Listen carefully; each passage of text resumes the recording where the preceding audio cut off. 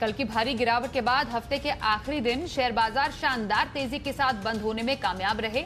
आज पूरे सत्र के दौरान सेंटिमेंट मजबूत बना रहा। कमजोर ग्लोबल संकेतों के बावजूद घरेलू बाजार में रौनक दिखी। निफ्टी 11,000 के अहम लेवल के पार बंद होने में कामयाब रहा।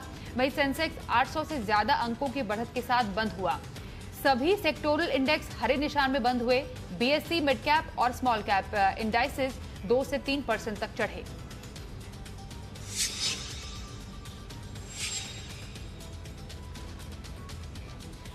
वोडाफोन ने भारत के खिलाफ करीब 20,000 करोड़ रुपए की टैक्स अदायगी का केस जीत लिया है। परमानेंट कोर्ट ऑफ आर्बिट्रेशन ने आज ये फैसला वोडाफोन के पक्ष में सुनाया। आर्बिट्रेशन ने कहा कि भारत की तरफ से टैक्स की मांग नीदरलैंड और भारत के बीच निवेश समझौते के खिलाफ है।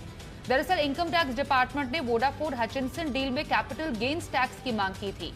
आईटी डिपार्टमेंट की दलील थी कि भले ही हचिनसन और वोडाफोन के बीच सौदा देश के बाहर हुआ है और दोनों विदेशी कंपनियां हैं, लेकिन चूंकि संपत्ति भारत में है इसलिए टैक्स देनदारी बनेगी।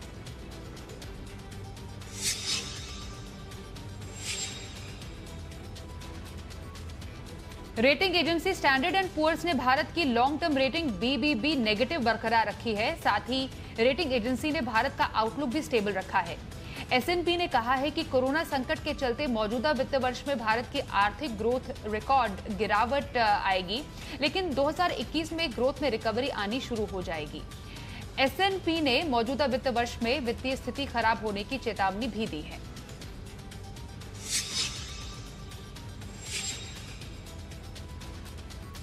मोदी सरकार के आत्मनिर्भर भारत पैकेज की IMF ने भी तारीफ की है। IMF ने के कम्युनिकेशंस डिपार्टमेंट के डायरेक्टर गैरी राइस ने कहा है कि कोरोना संकट को देखते हुए आत्मनिर्भर भारत के तहत दिए गए आर्थिक पैकेज ने देश की इकोनॉमी को सहारा दिया और कई बड़े खतरों को कम किया है। उन्होंने सरकार के इस कदम को मौजूदा वक्त के लिए काफी महत्वपूर्ण बताया।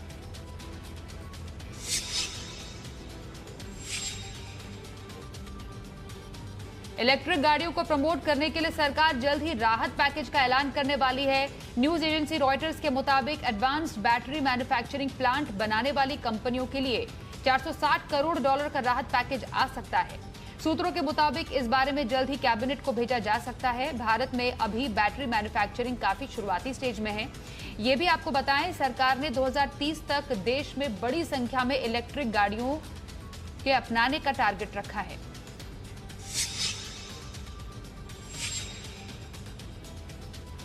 GMR इंफ्रा ने काकीनाडा सेज में अपनी पूरी 51% हिस्सेदारी और बिंदो रियल्टी को बेचने का ऐलान किया है। ये सौदा 2,610 करोड़ रुपए में होगा। सौदे के तहत काकीनाडा गेटवे पोर्ट में काकीनाडा सेज की 100% हिस्सेदारी भी और बिंदो रियल्टी को ट्रांसफर कर दी जाएगी।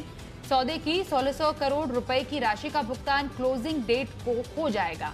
बाकी 1,010 करोड़ रुपए का भुगतान अगले 2 से 3 साल में किया जाएगा। GMR इंफ्रा की सहायक company GMR says and port holding की काकीनाडा सेज में 51% हिस्सेदारी है।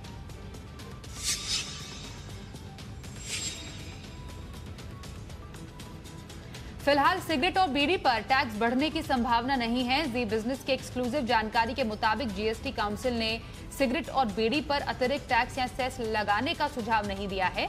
कोरोना के बाद इन दोनों तंबाकू प्रोडक्ट पर टैक्स बढ़ाने की आशंका थी। इस बीच खबर यह है कि सरकार तंबाकू सेक्टर में शर्तों के साथ FDI को मंजूरी दे सकती है।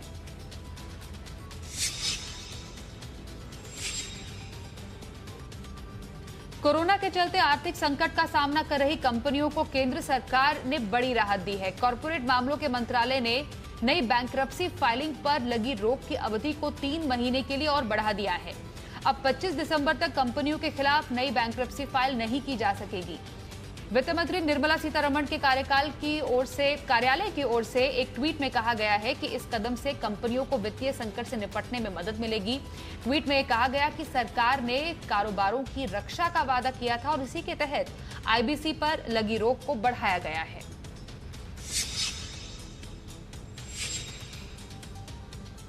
कोरोना संकट से देश में हेल्थ इंश्योरेंस की मांग तेजी से बढ़ी है। अब पहली बार जनरल इंश्योरेंस सेगमेंट में हेल्थ इंश्योरेंस ने मोटर इंश्योरेंस को पीछे छोड़ दिया है। जनरल इंश्योरेंस के कुल कारोबार में हेल्थ इंश्योरेंस का हिस्सा 28% से बढ़कर 31% हो गया है, जबकि मोटर इंश्योरेंस सेगमेंट का हिस्सा 37% से घटकर 30% पर पहुंच गया है। अगस्त में जनरल इंश्योरेंस इंडस्ट्री की ग्रोथ करीब 11.25% रही।